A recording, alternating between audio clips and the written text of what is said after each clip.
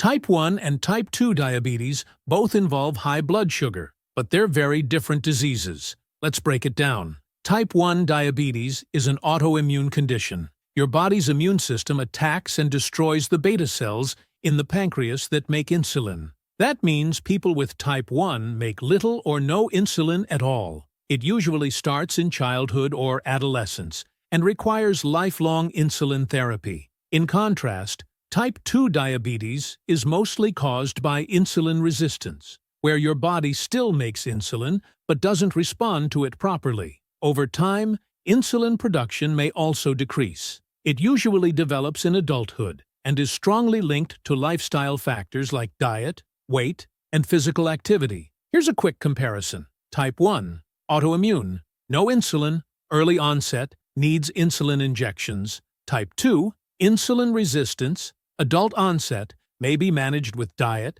exercise, or medication. Symptoms for both include increased thirst, frequent urination, fatigue, and blurred vision. But Type 1 symptoms often appear suddenly, while Type 2 can creep in more slowly. In both types, unmanaged high blood sugar can lead to serious complications, including heart disease, kidney damage, and nerve problems. In short, both types involve insulin, but the cause, treatment, and onset are very different. If you found this helpful, hit subscribe for more medical animations.